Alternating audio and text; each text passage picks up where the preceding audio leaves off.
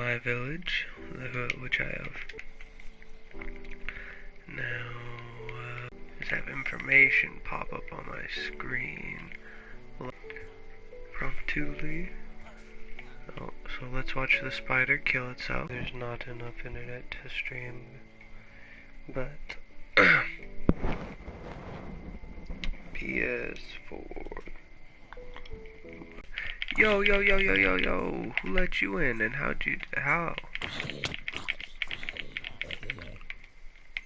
What?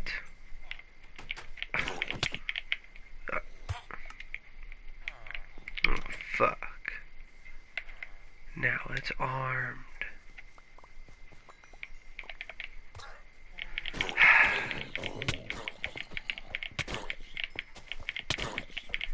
Just fucking die, holy shit. How did...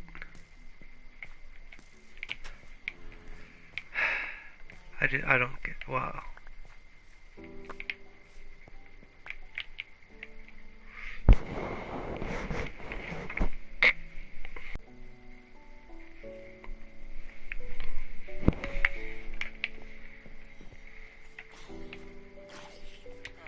What the fuck? Oh, wait. Of course, I'm an idiot. There's a fucking really easy way into my base. It's right here. I made it for myself. Duh, I'm dumb. Let's pick up some rotten flesh, because this stuff's groovy.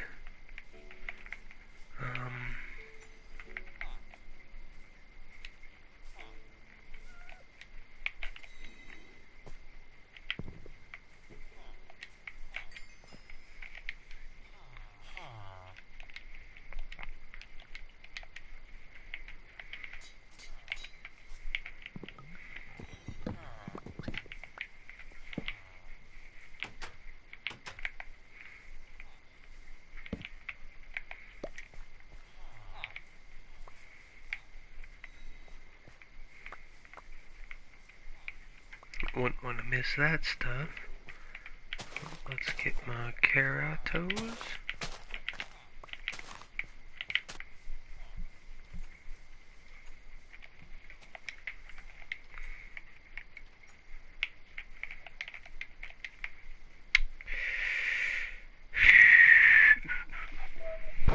Do do do do do do do.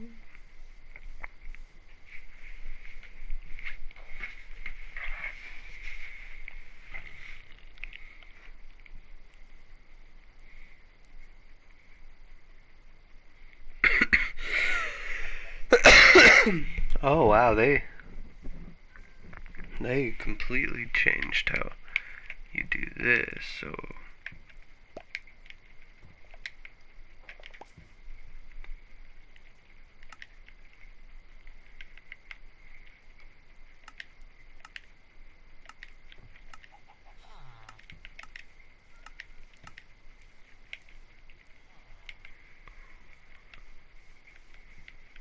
okay, that's not what I meant.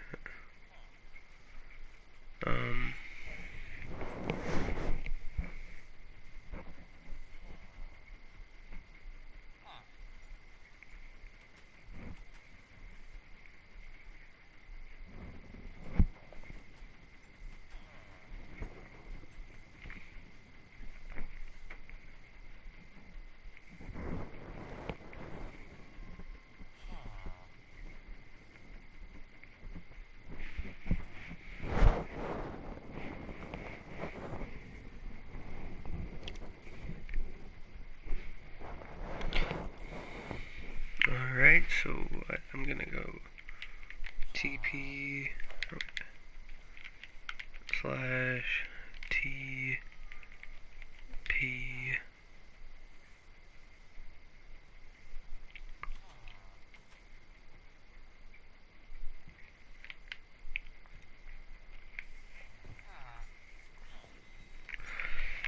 I just want to know how to find my coordinates.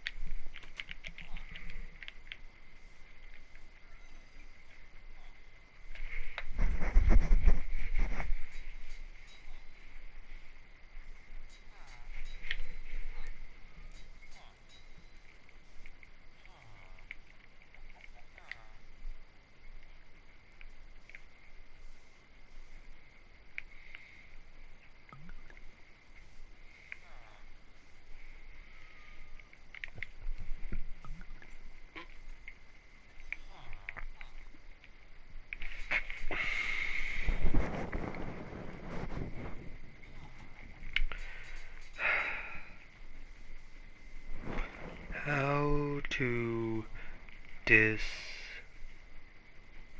display my coordinates in Minecraft. Jesus Christ.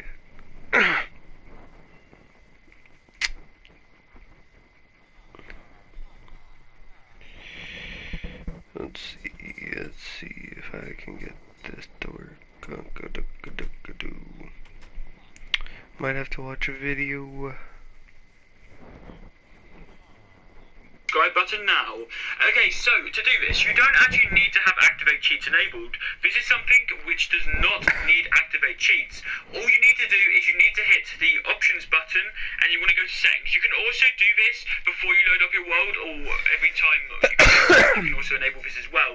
Then what you want to do is you want to scroll down until you see the show coordinates button. Mine's already turned on because my coordinates are already showing, but I'm going to turn it off here. You want to make sure you just turned on to see coordinates, and as you can see, I've turned mine off and I can't see them, so if I'm going to turn it back on, I will be able to see them again on the screen. And that is how you can see coordinates on Minecraft PlayStation 4 Bedrock Edition. This is very useful. Coordinates are a very useful feature. I know on the old version, you used to just be able to see them on a map, but you... Okay, so that doesn't fucking work.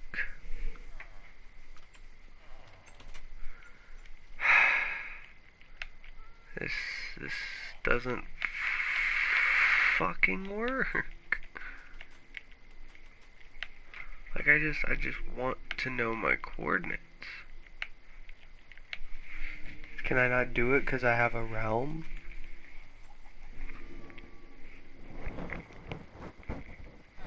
Realms. It's the same fucking video that doesn't work. Enabling and disabling coordinates on Minecraft Bedrock Edition worlds is simple. All you need to do is hit the pause button, go to settings and then game, and scroll down until you see the show coordinates button. You can enable this or disable it that's not here, my dude. by simply clicking on it, and as you can see, coordinates were on and now they are off. However, it's not so simple for Minecraft Bedrock Edition realms, as this isn't an option. You can still do it on realms though without having to leave the game or without having to do this on a world first and upload to a realm, or download your realm world and then put it back onto your realm after you've enabled coordinates. Now for this method that works on realms, you do need to either be a realm operator or you need to be the owner of the realm. This does not require cheats to be enabled. This works without cheats being enabled, and you can still earn achievements and still play legit survival after you have done this method. But you do need to be an operator or the owner for this to work, as it is a command. So to do this, you want to go into chat, and then you want to type the following: slash, and then game rule, and then you want to type show coordinates. So slash game rule. Okay, so slash.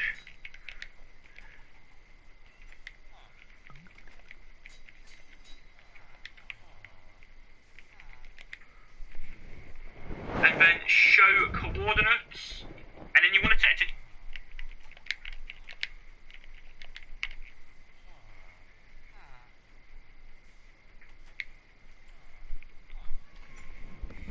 true, and this will enable the coordinates on the screen. So as you can see, the coordinates then show coordinates, and then you want to set it to true, and this will enable the coordinates on the screen. I'm like, I want this gone. I need to. But you do need to be an operator or the owner for this to work, as it is a command. Fucking So Christ. to do this, you want to go into chat, and then you want to type the following: slash, and then game rule, and then you want to type show coordinates. So slash game rule, and then show coordinates, and then you want to set it to true. And this will enable the coordinates on the screen. So as you can see, the coordinates are now showing up on the screen. You can see as I'm moving around, the coordinates will update. And this does work on realms too. I'm just showing on a world right now, but this does work on realms. I've tried it on my realm. I've also helped other people do this on realms. I've tried it on right now. It's are now showing up on the screen.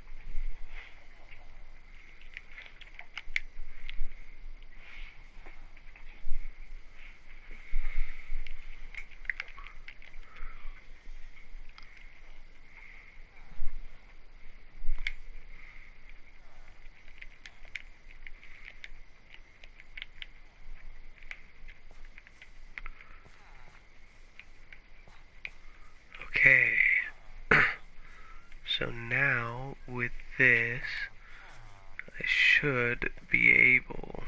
Okay, thank you, my friend. But now with this, I should... let's sleep.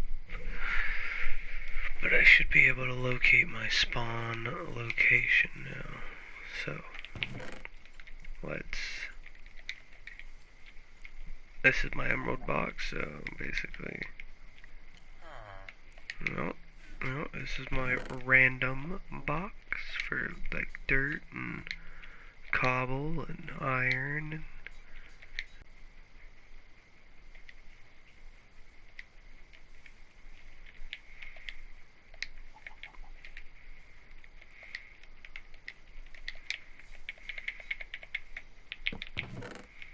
Yep, Randy.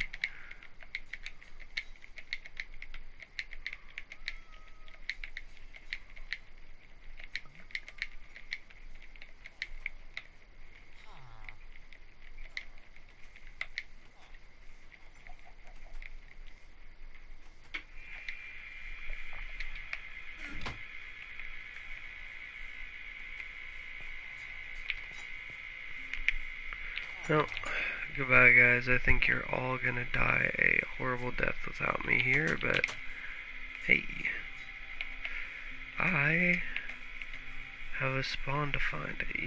You're really far out of here, guy. But yeah, it's like, wait, I just realized. What the fuck is that thing?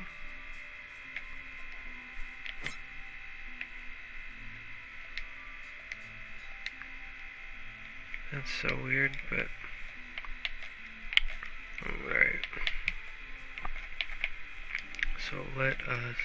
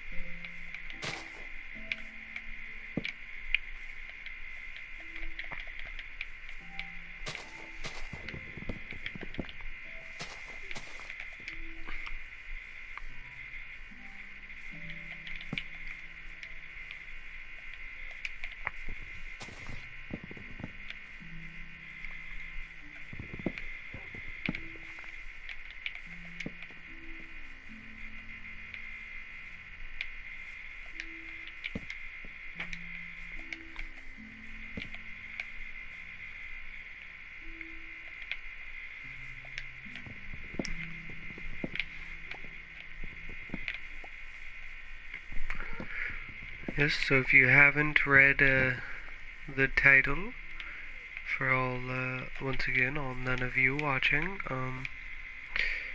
I am creating a road to spawn. Or at least, hopefully, that is that's the game plan. And get this bad boy all the way to spawn. Which is a place I haven't been to in a a very long time, so, you know, who knows if I even remember what it looks like.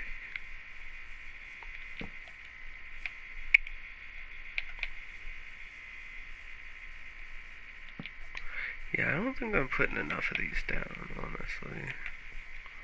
Maybe I should have picked brighter colors. Yeah, I traveled a far way from spawn.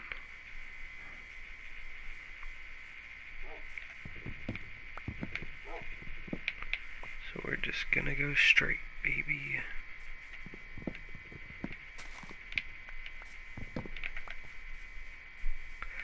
And the reason, before anyone, even though there's no one here, before anyone says anything, the reason why I'm not chopping all the trees down is as marker, so I can tell, that this is an artificially made structure. I think this one I'll be able to tell just because there's a bridge made out of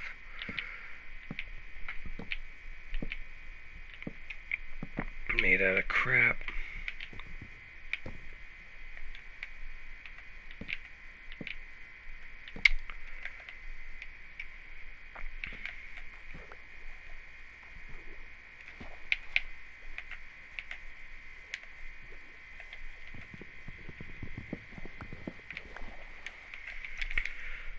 Well, let's, boop, boop.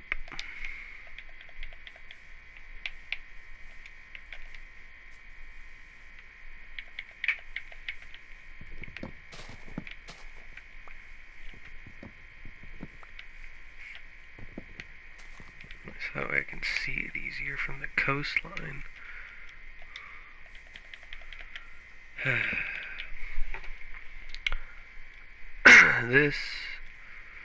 This is gonna take a fucking eternity, but I know. Are these just sticks? No. You are a fucking moron, dude. Ugh. God damn.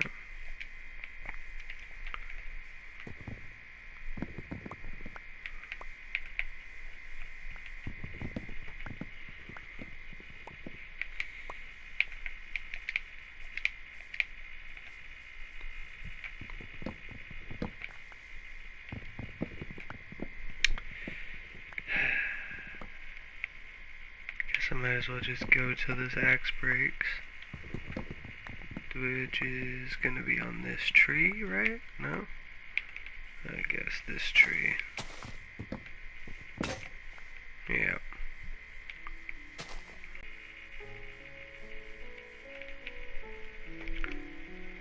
Alright, go.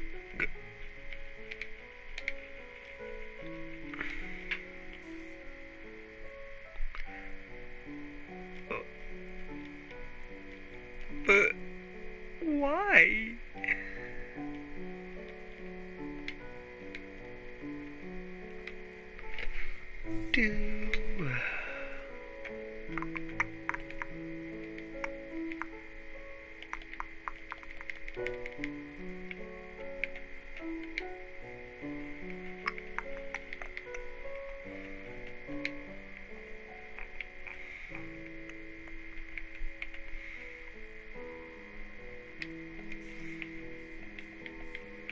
Okay. So now the bridge can continue.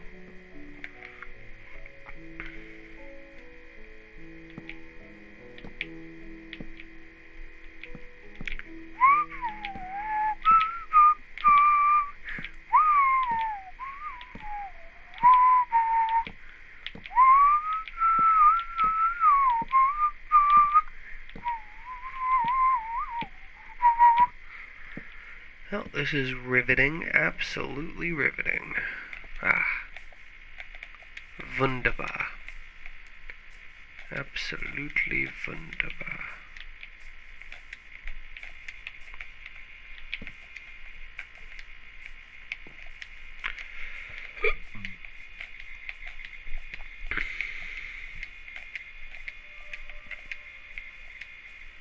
Oh shit, there it is. Or well, we're close at least. Oh damn. Well.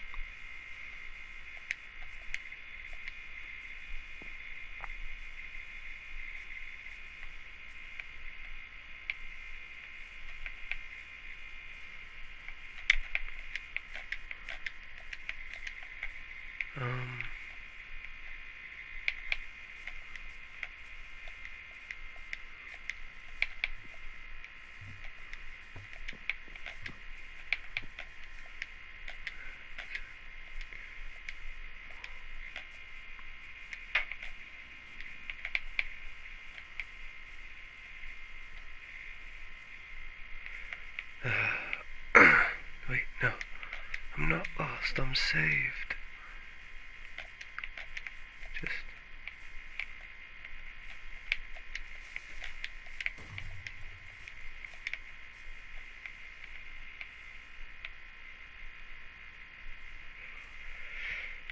Well, if I just, hide here.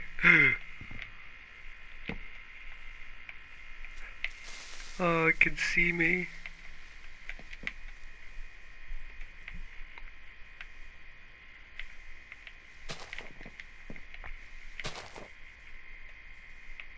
That was fucking terrifying.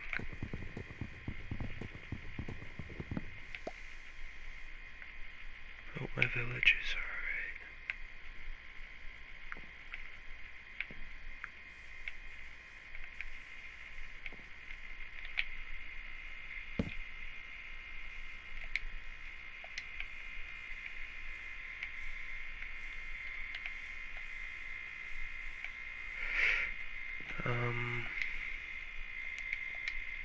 Again, this won't be enough to get me home.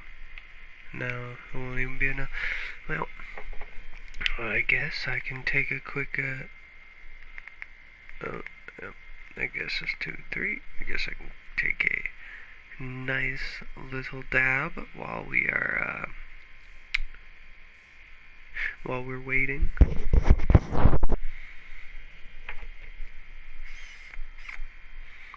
I love when everything's ready for me to take a dab.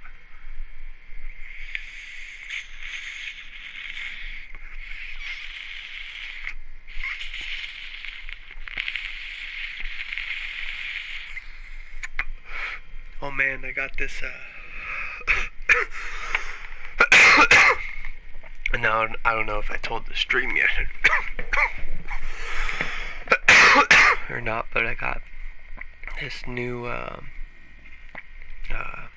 it's called a Lucas Seahorse Pro, and it's an electric nectar collector, basically, and it is amazing, because as you can see, I don't need to interrupt my stream with very loud hissing from my torch, and shit, speaking of hissing, I might be fucked, right? He knows where I live. He fucking... Disconnect from the world. Disconnect us from the world. We are not them. We are not them. So, what I think I'm gonna do is I'm gonna change this kind of slightly. I wanted to know the general direction to get to my base, and I think I got that. Or not to my base, but to get to spawn. And I think I have that.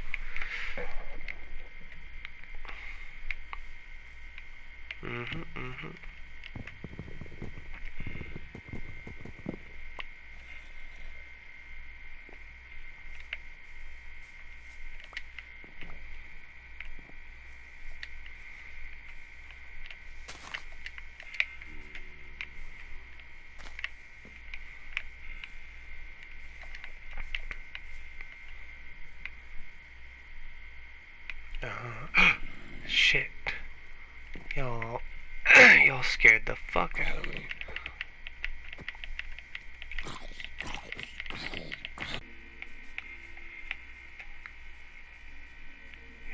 Here's a wall, just dig yourself in.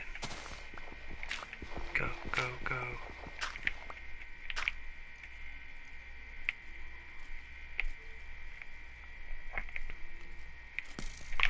Oh no! That was completely my fault.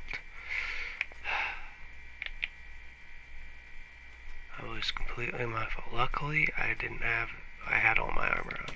Fuck. Luckily, all that was dead, and I got it for free. Well, so I have a new mission, it looks like. Yeah, a new mission. It would seem that, we're gonna build a sky bridge all the way over to spawn. And to do that, I'm gonna need lots and lots of wood.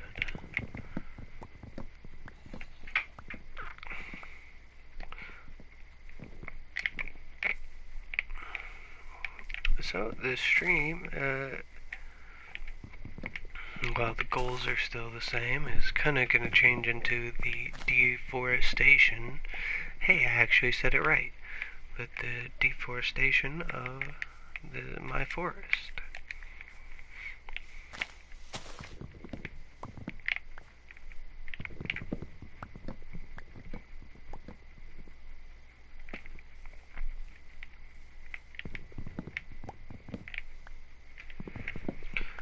Yes, I will go up and I will get that wood later. But I'm just kind of leaving behind noobishly. But that is fine. For where we are going, noobs run the world.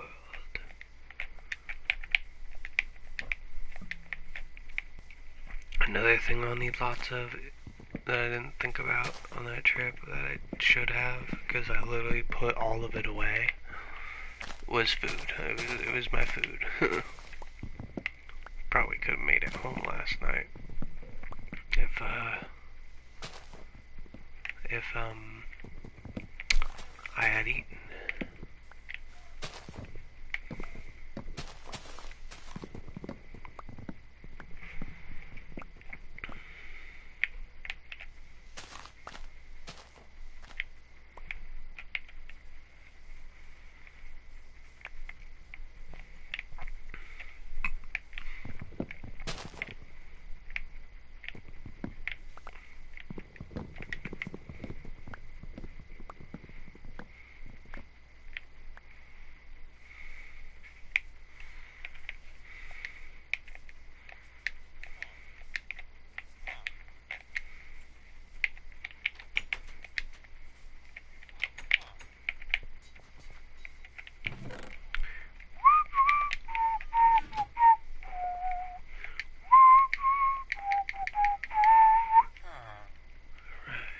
Just make a fuck ton of sticks. And we'll just, for brevity's sake, we'll do some of this. Cool. Alright, back to the game. Chop chop revolution, baby.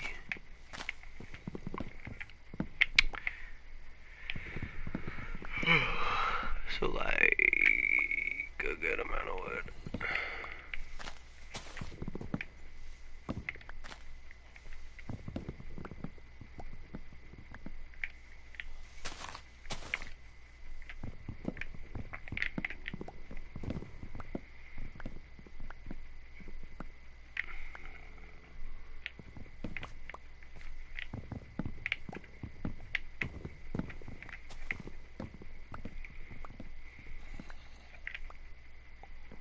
Yes, I know. I would love to use their houses.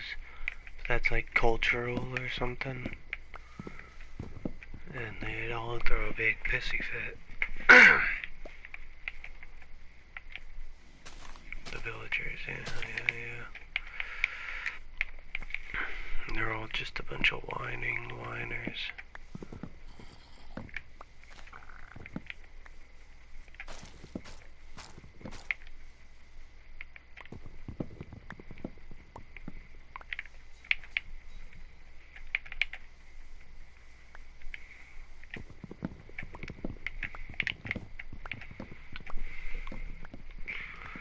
Deforestation, except it's the...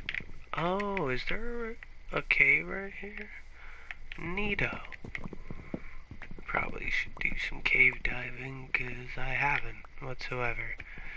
The acute-eyed of you, or the people who watch the other streams, would know that off-stream I built a fence around my village, and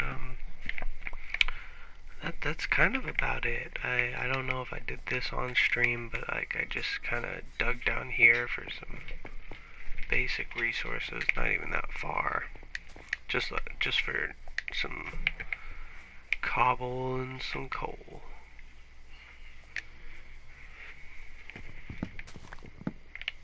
Oh, Boo Bear. Oh, Boo Bear Burton. Oh, wait. Yeah, it should be good now. Because you need twice as many, yes.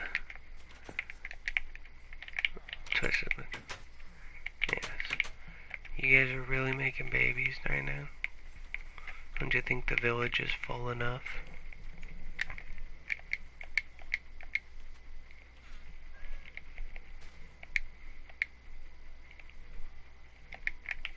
Oh yeah, that's right. So I might actually want a lot more sticks. Or not sticks, but wood. None of them. You idiot.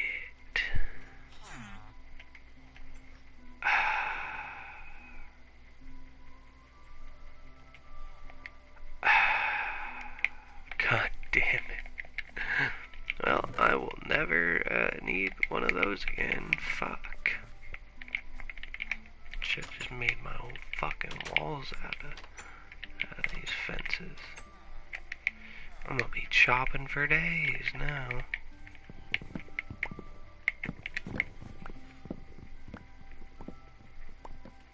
Oh, my God, and I just thought.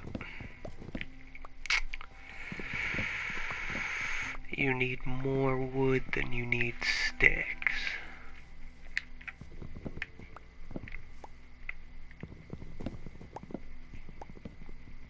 That's a terrifying thought for me.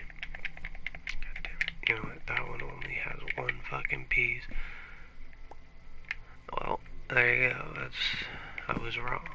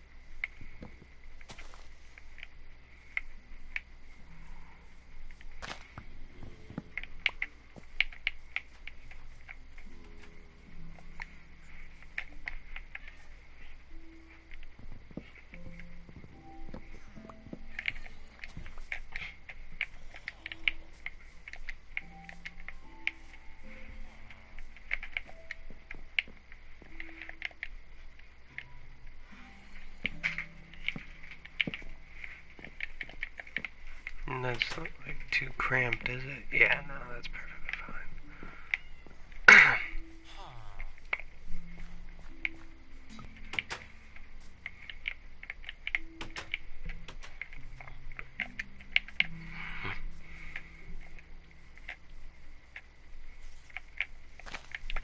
And you know what I decided? Executive decision? I'm gonna leave all those trees hanging like that. Yeah, this is gonna be my forest. So that way from a map or something it still looks like a heavily forested area, when in reality, it's not that forested.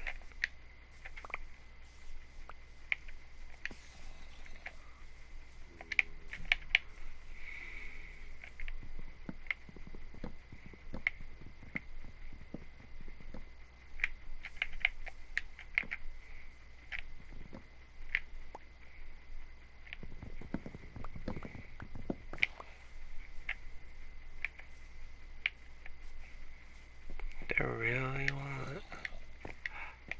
That is a lot of trees. Those are a lot of zombies for just...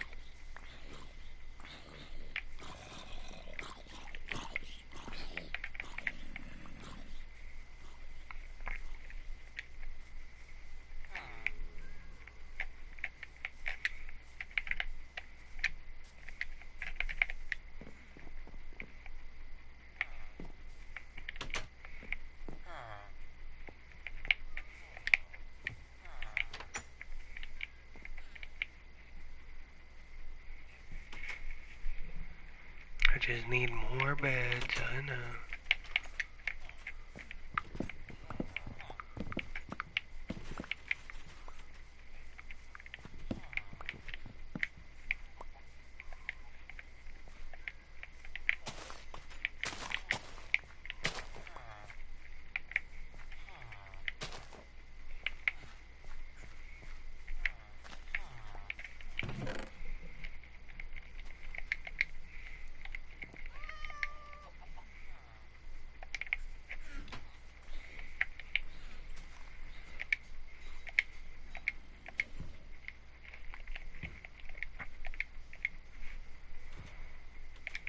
Way more wood, alright.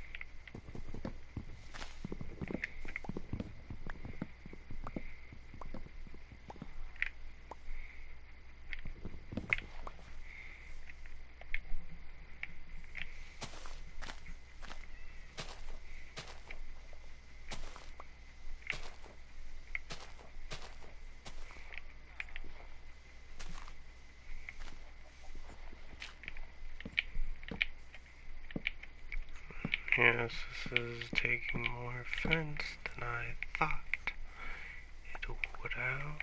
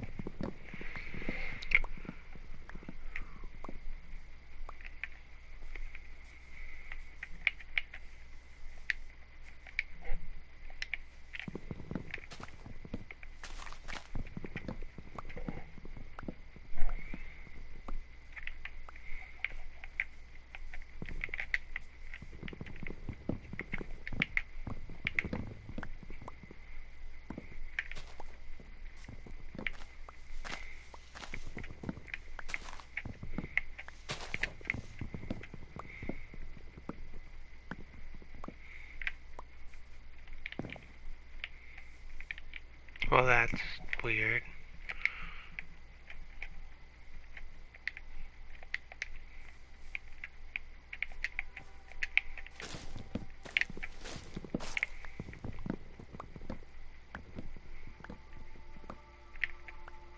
Let's go, baby.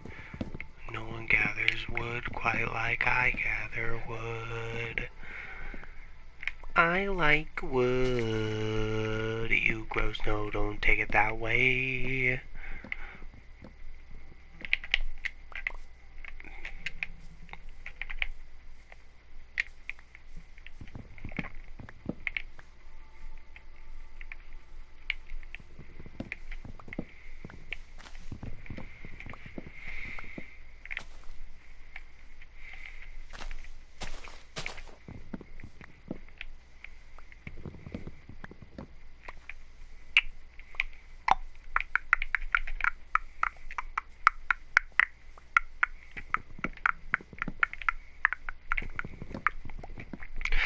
Do do do do do do do do. Don't back and don't be late, man. You go big time. You guys remember Big Time Rush? I remember Big Time Rush.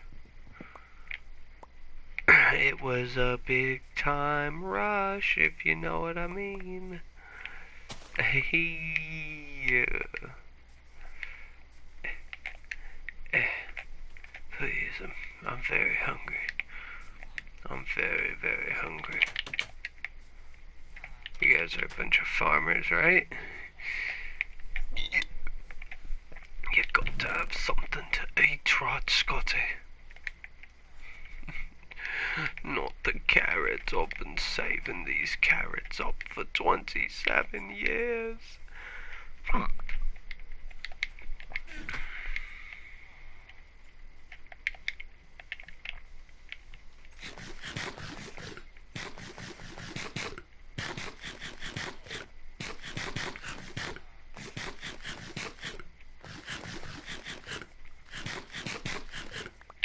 Now I'm gonna be a good full bore for a nice long time. Hey, I finally got myself a beet. Oh, it's taken me ages to get these beets. There you go, farmers. Hey, farmers.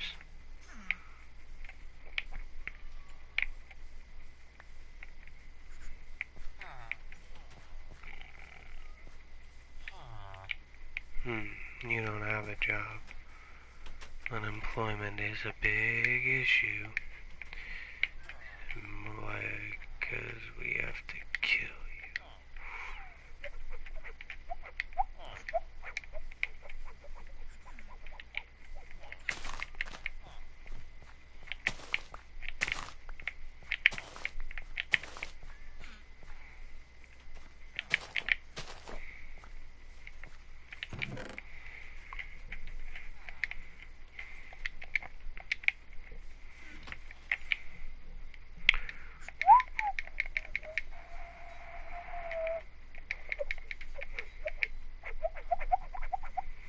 Still more sticks. Wow, okay. Well, I'm sorry, but we're done with sticks.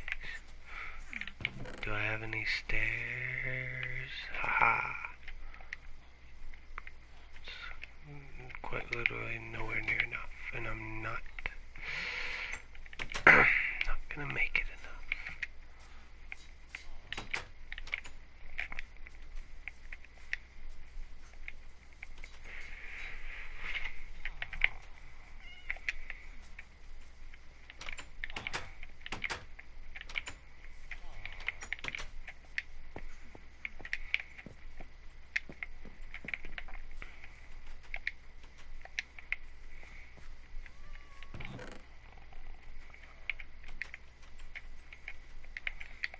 The ultimate.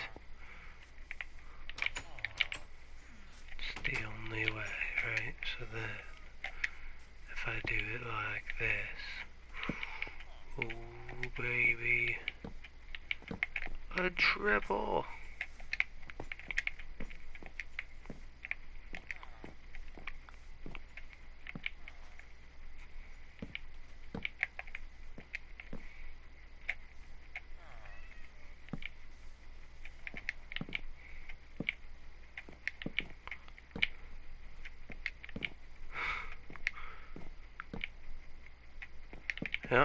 This is how we're gonna get to spawn, boys and girls.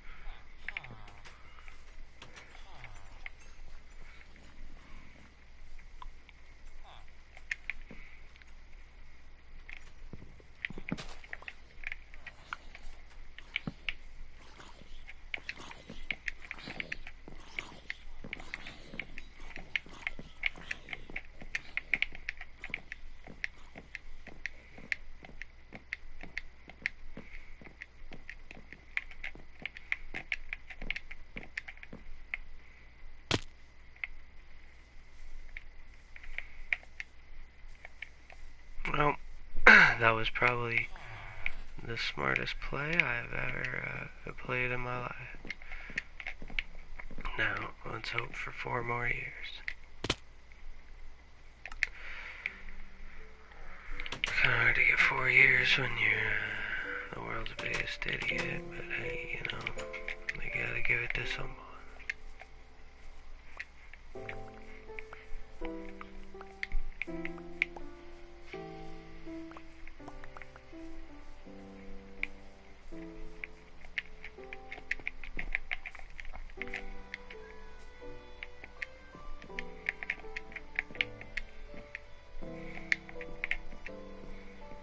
Okay, so once I actually get this thing to spawn, we're gonna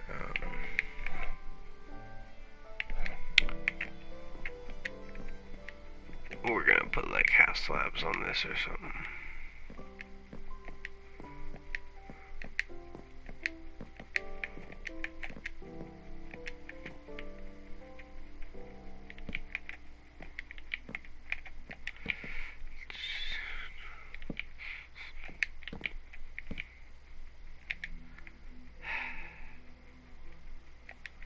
That was not supposed to be what happened.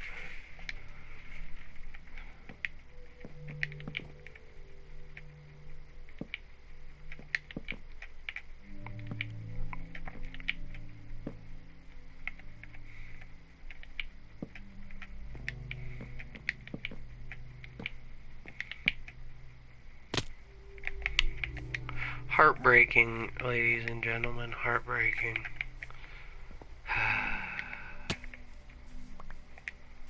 It's okay. It's alright.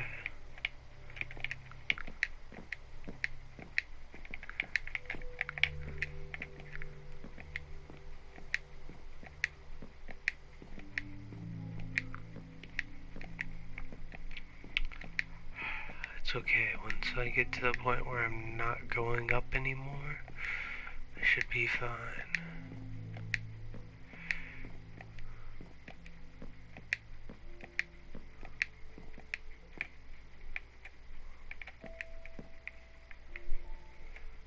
But you know what?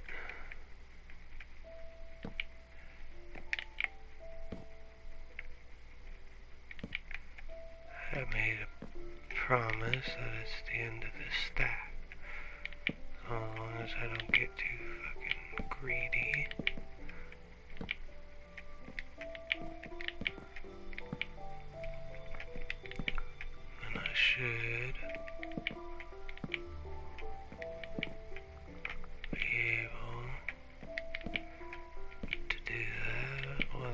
Oh, yeah. Now, after this point, death is inevitable, so buckle up.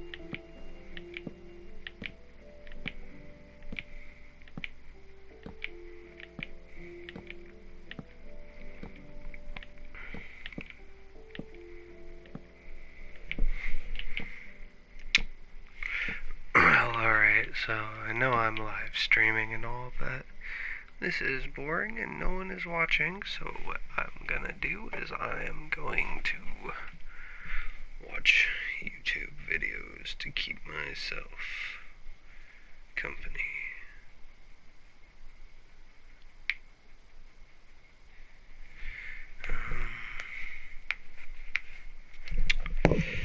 I'd really like to know some good movie recommendations. Come on, although I need to find something quick. Not this.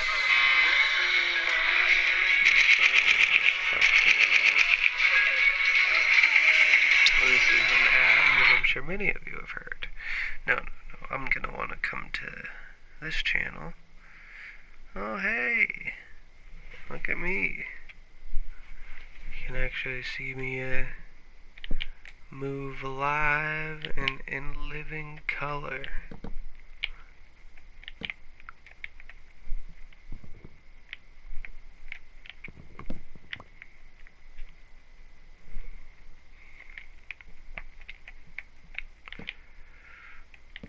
Live and living color. Do do do do do do do. So there's a wandering trader that way. Too bad I am like a whole stack and a half away from home.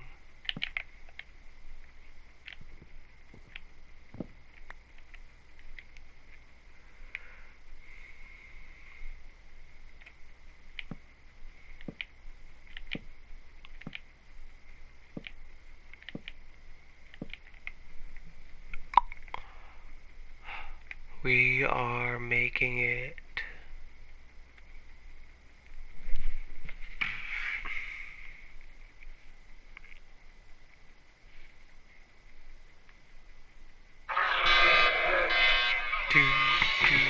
Alright, there's the same ad, but... Back in 2017, a scientist using so-called hand-stars, which was a fast-response telescope used to detect certain objects like comets and asteroids, detected this unusual object known today as Omamoa. And years later, we're still trying to figure out what exactly this was. Hello, wonderful person. Today, we might actually finally have a solution. A very sound scientific solution that does not involve aliens. Well, then it's wrong. I actually wanted to briefly mention why we had this controversy and this unusual debate about the origins of this object. And without going into details about the object itself, the only reasonable explanation I see to all of this is, well, unfortunately, for the lack of better words, scientific ego. The idea of wanting to be that one scientist discovering something absolutely extraordinary somewhere out there and being that first person to mention it, to provide proof for it, and to then basically be in the spotlight because of this. Now, unfortunately, in science, this happens quite a lot. Right now. And also, unfortunately, in science, because of this, there are two main problems. One of the main problems with this is that eventually this causes the public to lose faith and to lose any kind of confidence in scientific discoveries, in the scientific community, and in scientists in general. Second of all, the problem with this mentality is that this creates a kind of a race to try to be that one person to discover something incredible so that you can be in the spotlight, which also often ends up in people making a lot of mistakes in the process and then basically becoming a kind of a pariah or just losing their job completely. Now that's not exactly what I wanted to focus on, but it's really important to understand that when trying to figure out what we're looking at, it's super important in science not to jump to conclusions, especially when those conclusions can be explained by any other reasonable means. And even though we all really want to believe in extraterrestrial intelligence, and a lot of us actually are convinced the aliens are somewhere out there, trying to explain a phenomenon that can be explained in different ways by basically implying that it's probably alien intelligence is actually a somewhat irresponsible thing to do. At least for scientists. It is totally okay if you're not a scientist though. But if you are in the scientific community, it is extremely important to be very prudent in investigating your claims and in trying to avoid turning a hypothesis into an actual fact, because that's what's been happening with a lot of discoveries in the last few decades. Planet 9 right here being the other culprit. But anyway, despite all of this, I still wanted to really talk about this object, because the new paper, in some sense, is kind of brilliant. And in some sense, it's actually extremely interesting to read what the scientists had to say. But first of all, let's actually talk about the shape of Omamoa, because what I've been showing you so far is this really unusual cigar-like shape. But a lot of scientists today do not believe this was the shape at all. As a matter of fact, a lot of new studies, including the study I talked about a few years ago, determined that the shape probably looks something similar to what you see right here. A kind of a flat pancake-like shape. Or in some sense, it also looks like basically a bar of soap after you use it for a very long time. Which is actually an important analogy because we're going to come back to this in a few minutes. But unfortunately, because all of the illustrations so far have been made using this shape, right? I'm going to have to use this just to illustrate my point. So we know that this object came into the solar system moving at a velocity slightly lower than would be expected from a typical interstellar object. What this implies, according to the scientists, is that this object probably wasn't really traveling for a very long time across the interstellar space. The suggestion here being that it's maybe about 500 million years tops, possibly even less than that. We also believe that it originally entered the outer solar system roughly around the year 1605, so essentially in the beginning of the astronomy, and it's probably going to officially leave the solar system by the year 2430, moving at a speed of about 26.3 kilometers per second. Now, one of the more unusual features of this object was, of course, its light curve. For some reason, this is what the scientists observed, which they interpreted as the object tumbling around as it was basically moving through the solar system. But the actual shape has been debated ever since. At first it was a cigar shape, later on scientists actually worked out that it was probably more of a disc shape. But so far nothing really makes this object unusual. But then something happened that the scientists didn't expect. As they started to observe this object leaving the solar system, they realized that there was a slight deviation between the observed orbit and the expected orbit. Now for comets that's actually totally not unusual. We expect the comets, as they emit material from their core, generally start to change their orbit and trajectory just a little bit. And usually this is correlated this is not a village that I've been to. But what made Omamoa All of its different is that the pumpkins are cometary tail was intact. not observed at all. And so the trajectory here Are was those changing, villagers? yet at the same time, the tail was not observed anywhere. And because of this, Oh, well, shit. that's where might this be a explanation came from. village. And honestly, at least scientifically, this still village kind of doesn't make sense, because there are so many other better explanations. With two papers that you can find in the description below, probably being the best explanation we have so far. And in the paper, there are really only two main assumptions that are being made. One of them is that it was definitely a pancake shape, and the second explanation, well, it's actually in this image to some extent. It's the color of the object mixed with the idea of what it's actually made out of. It was not made from the same material as typical comets would detect, such as the famous 2020 Neowise comet, which usually are made out of different frozen gases, all sorts of water ices, and also carbon monoxide, carbon dioxide, methane, and ammonia. A lot of these gases are usually visible and also emit certain types of colors as we look at them when the sun illuminates them from the distance. But we also know that there are a lot of objects out there in the outer solar system, such as, for example, objects in the same vicinity and in the same orbit as beautiful Pluto right here, that actually are made out of something different. Something that gives Pluto this beautiful reddish color. That's nitrogen ice. A lot of this red stuff you see on the surface, that's basically nitrogen ice, and that's something that evaporates very differently from the material that usually is present in most comets. And so, in other words, what the scientists in this paper imply was that it was actually a chunk of nitrogen ice, most likely separated from some distant Pluto-like object in another star system. Or in other words, it was basically a chunk of exoplanetary Pluto, or exopluto, exodwarf planet, whatever you want to call it, with a very elegant explanation provided in this illustration right here. So all of this starts possibly about 400 to 500 million years ago, as something collides with a distant Pluto-like object in another star system and essentially ejects this really large piece that eventually escapes into the outer star system, or essentially into the interstellar space. Now, originally this chunk was probably more circular in shape, but with time, because of the way that nitrogen interacts with cosmic rays, for example, it slowly eroded through various types of radiation, and in some sense, just like your soap in your bathroom, eventually becomes kind of flattened. Now, you've all seen this before. As you rub the soap around and as you basically use it over the next few weeks, it eventually becomes really, really flat. Same mechanism applies to what happened here. It then enters the solar system, approaches the closest point to the sun in 2017, and then eventually makes its way out of the solar system, and just a few months later we're able to see it with a telescope.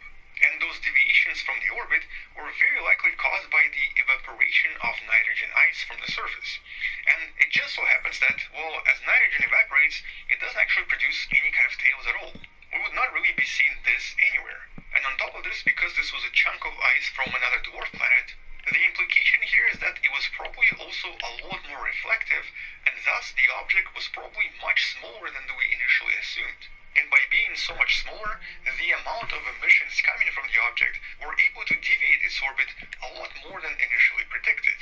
And so by being a reflective chunk of ice, and by also emitting a lot of nitrogen in the process, a lot of the observations of the orbital changes can be easily explained and are easily explained in this particular paper. As a matter of fact, this explanation seems to provide the exact match to everything we've seen so far. Even the reflectivity of this object was very, very similar to the reflectivity we usually detect object from another star system, but from the same region where we usually discover dwarf planets. And the object itself probably came from a relatively young star system that was still being developed, something that, just like the solar system in the beginning, experienced a lot of different collisions, which is why this object was probably released in the first place. Which of course also confirms that, well, it seems other star systems also have their own dwarf planets that are probably made of the same stuff as Pluto, Triton, and a lot of dwarf planets in the solar system. But with recent estimates suggesting that approximately 7 such objects should be passing through the solar system every single year, we now have a great opportunity to possibly discover another one of these objects and study it in a lot more detail before it disappears once again. And despite all of the other assumptions and controversy that this object created, it still is one of the most interesting discoveries of the last decade, and is definitely one of those discoveries that a lot of scientists will be talking about years to come. But probably not because of this. Definitely because of what's in these 2 papers that you can find in the description below. But unfortunately for now, that's kind of all we know. Although for me personally, this explanation is more than enough. It provides all of the necessary answers and provides all of the explanations to everything that was seen in this object. Once we discover something else out there, specifically once we find another one of these objects, I'll make sure to follow this up in another video. Until then, as someone once said, keep your mind open, but not so open that your brain falls out. And, well, stay wonderful. I'll see you tomorrow. Come back tomorrow to learn something else. Maybe subscribe, maybe share this video. Either way, I'll see you tomorrow. Stay wonderful, and as always, bye-bye. Hi, this is Margaret, your Delta Developers Advisor. To listen is to hear more than what's being said, and offer the answers that make someone feel truly heard. I understand. Let's get started. Call a Dell Technologies advisor today.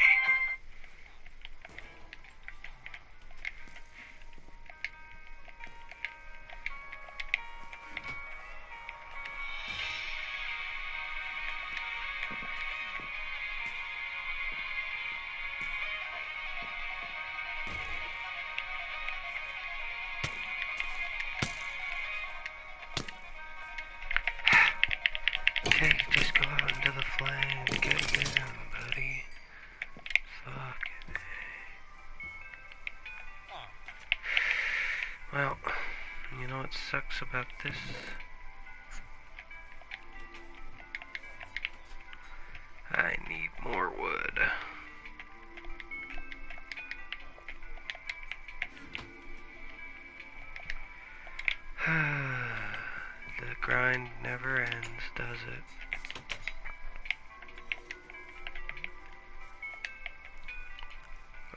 I got so far too, it's not even.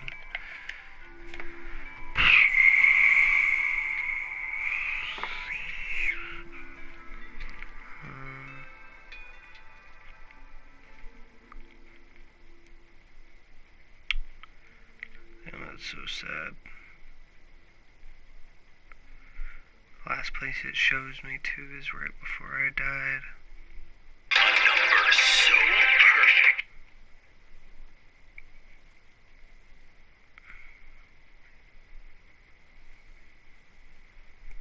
So, okay, I'm being confronted with this option. Tell the truth. You own a big forest. What do you do with it? I didn't want to watch the reference, but, I'd cut it all the trees down and find various ways to make millions. What? It's the middle of the day. Can't I be left alone for like a second? Holy shit. Okay, but yeah, cut all the trees down and make millions, or I would leave it untouched. Fresh oxygen forever. Watching my ant videos. That gave away who did it, if you already happen to know.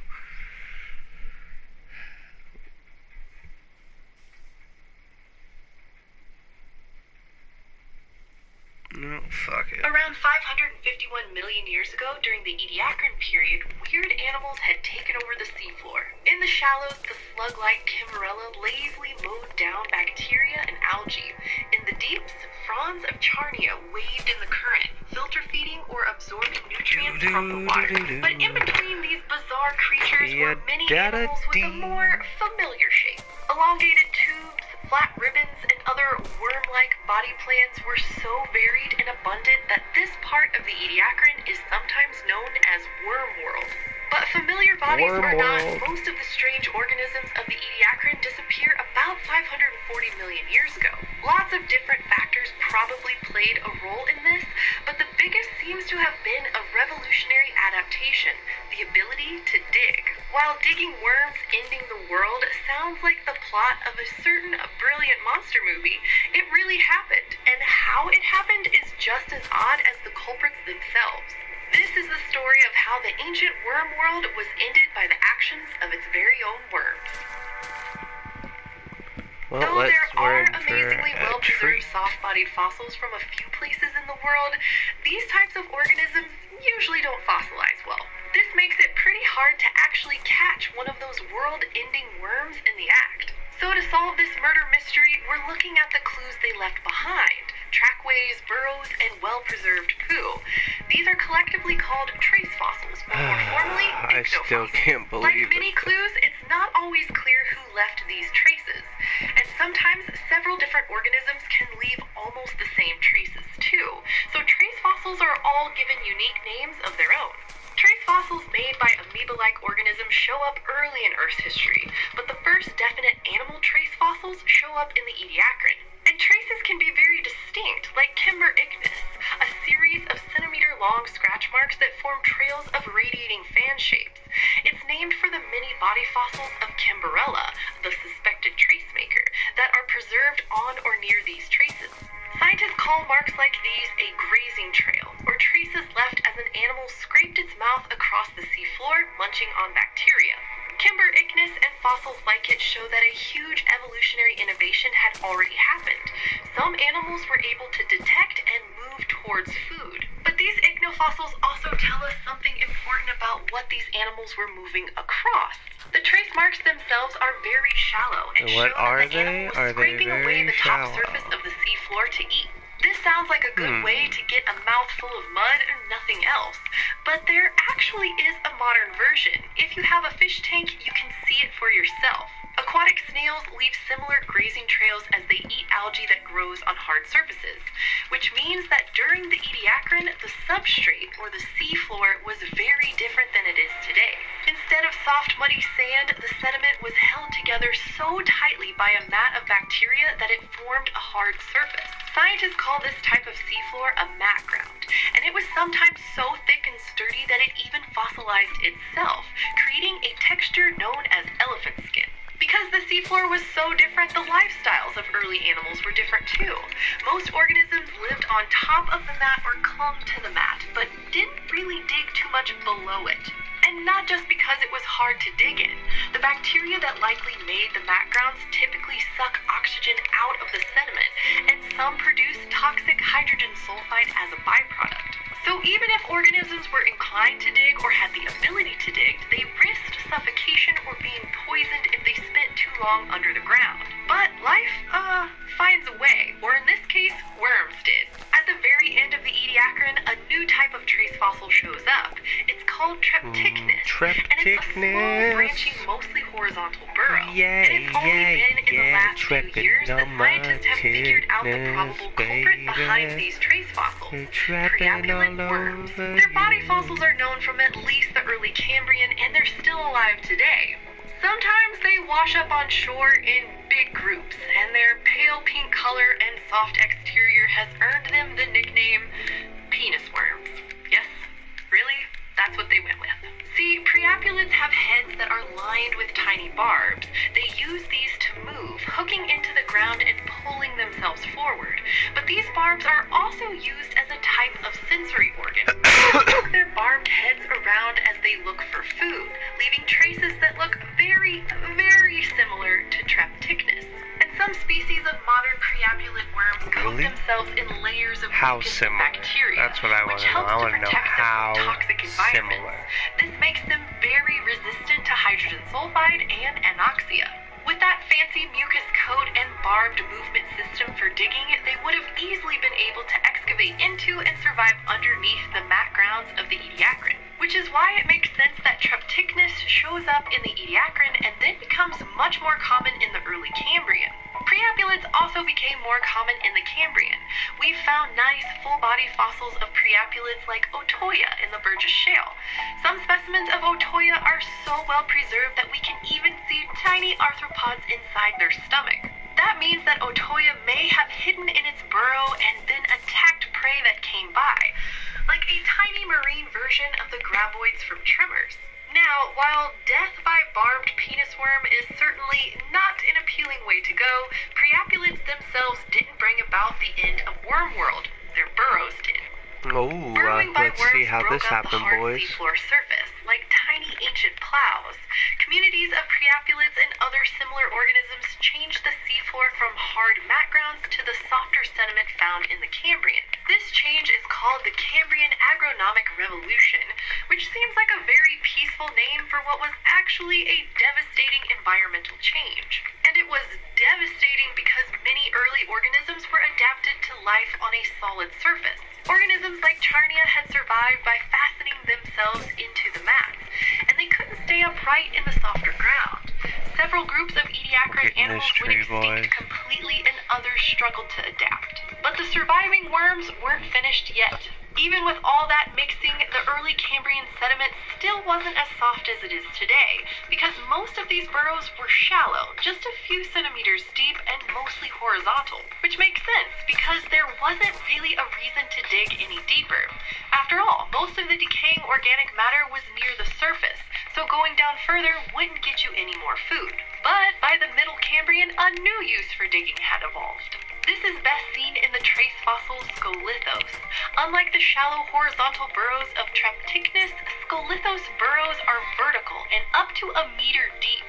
Like all trace fossils, there were probably several types of organisms responsible for making Scolithos, and they might have lived a lot like feather duster worms do today. Feather duster worms are a type of tube worm that dig down into the substrate and filter feed above it with their enormous hooks stuck down into their hole to hide. The deeper the burrow, the bigger the worm that can hide inside. And so digging deeper suddenly became advantageous. These industrious worms were soon excavating much further than any organism had before, carving out so much sediment that they left behind a type of rock now known as pipe rock. The pipe rocks pushed resources like nitrogen, oxygen, and organic carbon deeper into the sediment, and bacteria followed, forming colonies inside the sand itself, but not making more mat grounds. They didn't even a chance. Other animals drilled into the substrate after those bacteria, churning up the sediment, driving nutrients even farther down, and so the cycle continued. This change in how animals use the seafloor is known as the Cambrian substrate revolution, and it created the ocean bottom we see today. The extensive mat grounds of the Ediacaran retreated to the deepest parts of the ocean, far from intrepid worm excavators, and they're still thriving there to this day. But the rest of the ocean floor is full of holes, burrows, bacteria, and life. And notably, lots and lots of worms. Today, worms have completely taken over. Nematode worms are one of the most abundant multicellular organisms in the ocean, and other species of worms have moved onto land, and some even invade our own bodies. So, while Trepticnus heralded the end of the Ediacaran worm world, Scolithos created Back perfect for the new to worm world, the one the we still live in today. grind. The Ediacaran worm world is dead. Long live the new worm world.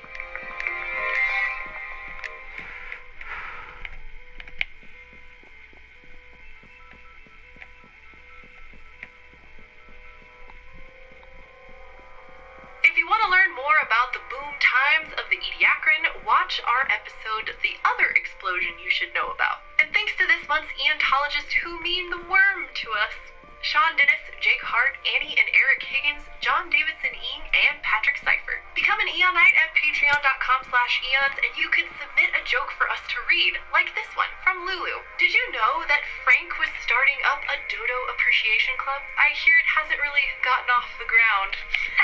Because they can't fly. That's good. And as always, thank you for joining me in the Constantine Haase studio. Subscribe at youtube.com/eons for more journeys in deep time.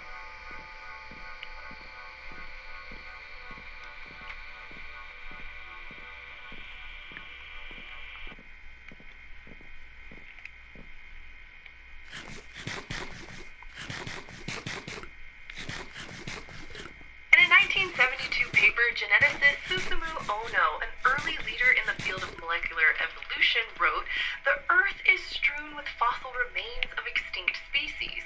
Is it a wonder that our genome, too, is filled with the remains of extinct genes?" And while this was decades before we sequenced the human genome, Ono was right. Buried inside your genome right now are molecular fossils, bits of DNA that are so broken that they no longer work. One of these can be found on your 8th chromosome. It's called GULOP, and it used to do something pretty important for our early primate ancestors. It gave them the ability to make their own vitamin C. But all that ended around 61 million years ago in the middle of the Paleocene epoch, when something happened in the DNA of one of those early primates. The gene effectively died, becoming a pseudogene, a non-functional molecular fossil. And this was a key moment for our lineage. Now, our more distant primate cousins on the other major branch of the family tree, like the lemurs, can still make their own vitamin C, like most other vertebrates. Their branch split off from ours before GULOP became a pseudogene. But ever since the death of GULOP, our side of the primate family tree, the tarsiers, monkeys, and apes, have had to get vitamin C from the food we eat instead. Without that vitamin in our diets, we risk suffering from diseases like scurvy. And GULOP isn't the only dead gene we carry with us. There are thousands of them, and we've only just begun to unravel their stories. But one thing is already clear. We're not just defined by the genes we've gained over the course of our evolution, but also by the genes we've lost along the way. This one does not Over interest 90% of me. our genome doesn't actually code for anything. And embedded in all this non-coding 1 DNA, second. like bones and rock, Party are people. fossilized pseudogenes, sequences that were once Okay. So.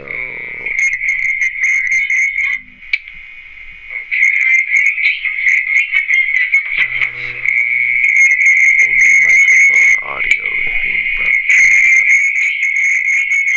Both microphone engine.